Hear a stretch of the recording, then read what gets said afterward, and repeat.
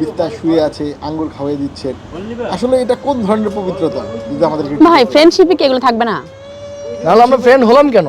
Best friend কিভাবে হবে তাহলে? তো একজন বেস্ট ফ্রেন্ড আরেকজন বেস্ট ফ্রেন্ডের বেডে কি যেতে পারে? শুধু বেড না, আমি তো ওকে এভাবে আদর করে দিচ্ছি, ক্যামেরার সামনে দিচ্ছি, কারণ এটা এখানে একটা আসলে ভালোবাসার যে বিষয়টা, মানে আত্মার যে পবিত্র ভালোবাসাটা, এটা আসলে পাবলিক বুঝবে না ভাই।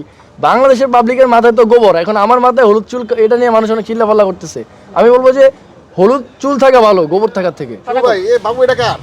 ওই চিন্তা দিতেছে ভাই। একটু নাড়াচাড়া করো। বাবু হচ্ছে বলা যাবে না এখন, পরে। এটা কি আপনার নাকি? আমার না কার, এটা আমি আসলে এখন হাইড রাখলাম, এটা ফিউচারে সবাইকে জানিয়ে দেওয়া হবে, সারা বাংলাদেশকে। সারা বাংলাদেশে জানাবেন? হ্যাঁ হ্যাঁ। তো এই যে আপনি শুনলাম আমরা এই যে বাচ্চা সহ একজন নারীকে বিয়ে করেছেন।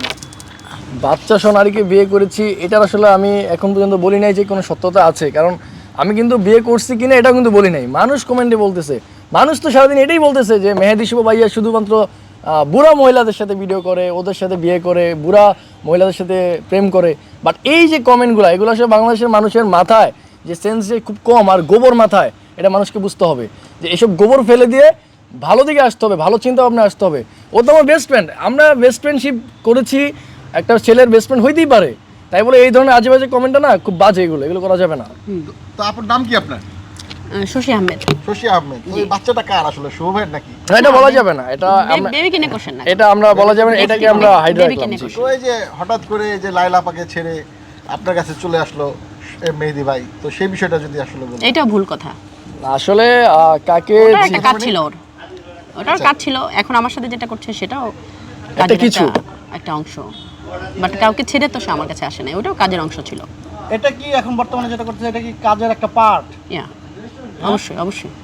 আপনাদের এই পার্টটা আপনারা যদি আজকে ক্লিয়ার করে দেন তাহলে অনেকেই তো বলছে কমেন্টের মাধ্যমে লাইলাকে ছেড়ে মেহেদী শুভ সুগার মামিকে বিয়ে করেছে। না, মানুষ তো অনেক রকম কমেন্ট করবেই, বাট মানুষ বুঝতে হবে যে একটা সময় আমি ওনার সাথে কাজ করেছিলাম, যার নাম আপনারা বলেছেন, বাট এখন এই জিনিসটা আমাদের নতুন একটা সাবজেক্ট, মানুষ এটাকে বুঝতে হবে। আর ওর সাথে আমার যে ফ্রেন্ডশিপটা, এটা আপনারা হয়তো অনেকে অনলাইনে দেখেছেন। তো এই যে ফ্রেন্ডশিপ আসলে এমন একটা পবিত্র জিনিস, এই পবিত্র জিনিসের মধ্যে না মানুষ যখন নেগেটিভ জিনিস ছড়ায়, এটা আমার কাছে খুবই খারাপ লাগে, রিয়েলি। সেটাই। তো বললেন আপনারা পবিত্র জিনিস, আসলে ফ্রেন্ডশিপটা কোন ধরনের পবিত্র একটু যদি বলতেন আসলে।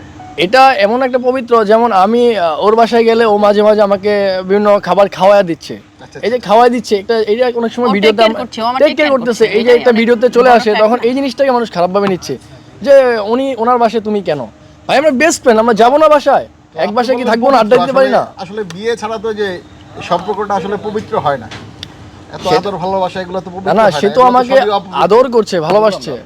তো এই যে হলুদ চুলটা হঠাৎ কেন করলেন? এটা তো ওর এটা choice, বসন্তের দিন করা।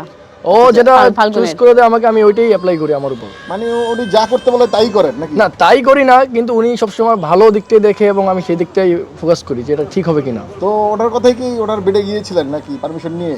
না, অফকোর্স একজনের বাসায় যদি যায় তার পারমিশন নিতেই হবে, এখন এটা তো বুঝতে হবে।